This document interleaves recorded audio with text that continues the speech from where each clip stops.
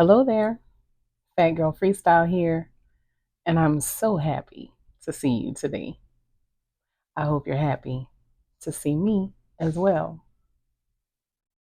I'm here again with another cautionary tale about the importance of protecting your personal space. Many of you know me from the vampire video and her touching me and leeching some of my energy. But it's not just vampires that use this method. Many people who do root work, magic, black magic, hoodoo, voodoo, everything in between. Every one of these has their method for using touch to control or take energy from someone. This is not my personal story, but it's the story of someone that I am acquainted with. And I hope you take it as a warning to be mindful of who you have in your space, who you allow to be near you. Now, this gentleman's name, of course, I'm going to give him a different name. We're going to call him Keith. Now, Keith was one of those people, very friendly, very talkative, very open, just a people person. And he would always shake someone's hand, always give a hug, just always willing to share that physical touch with someone, whether he knew them or not. But this involves someone who really didn't like Keith very much because of his personality, because other people liked him so much, because he was so well known, he was successful.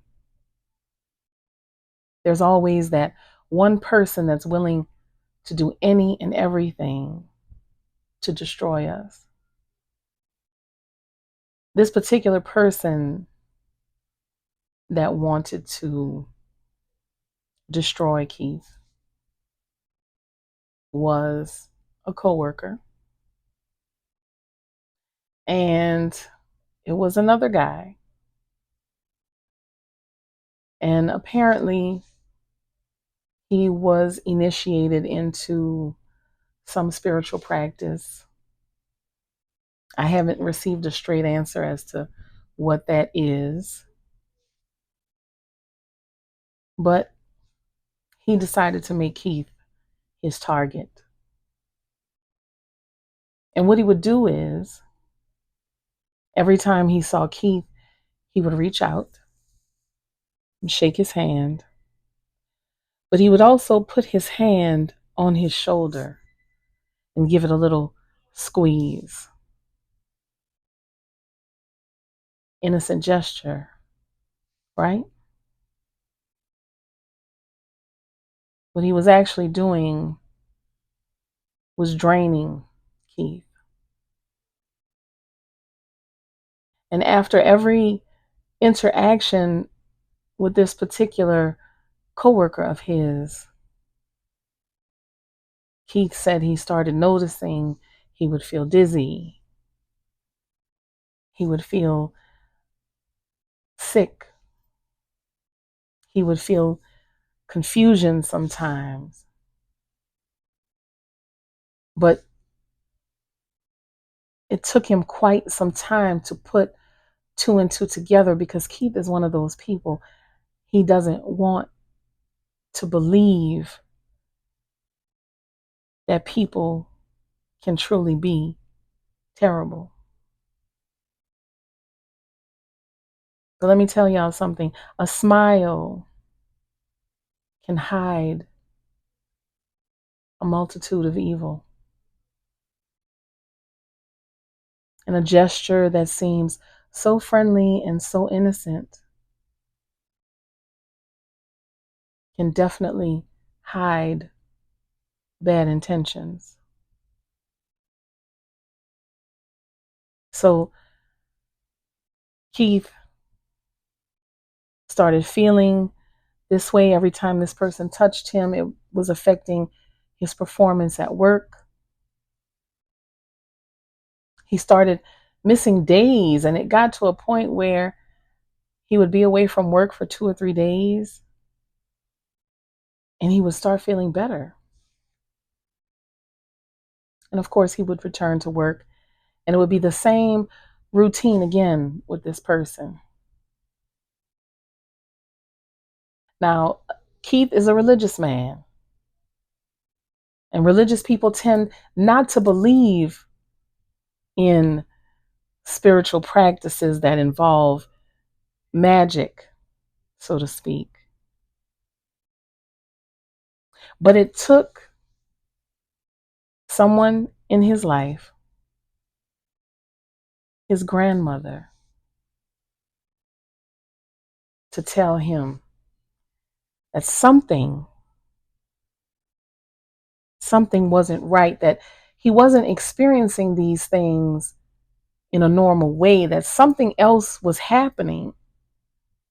So she asked him, "Tell me what happens when you start to feel this way." And he told her. And he started adding it up and saying, it's funny because every time this person touches me, and he doesn't just touch me, he shakes my hand and he squeezes my shoulder when he does it. Now, his grandmother, being the astute woman that she is, she realized that something else was going on. So she asked him to repeat what was happening and show her. And he did the gesture of shaking the hand and squeezing the shoulder. And she explained to him that this was a very, very old practice that people used to do in hoodoo. And it's a way to transfer energy, transfer intentions, if you will. And she said, next time he does that, let me know if he takes a white handkerchief out of his pocket and wipes his hand, particularly the hand that he used to shake your hand. Let me know if he wipes it on a white handkerchief or a white cloth of some type. So Keith goes back to work and he pays attention. And as the coworker is walking away, he pulls out a white handkerchief and he wipes his hand. Hmm. So Keith goes to his grandmother and he tells her that's exactly what's happening. Now, what he was doing was he was taking this cloth, basically using it as a means to hold Keith's energy so he could do work on it. So, since his grandmother knew exactly what was happening, she could help him do the work to reverse it. So they went through the process. And once the process was done, Keith noticed that his coworker hadn't been to work in a few days.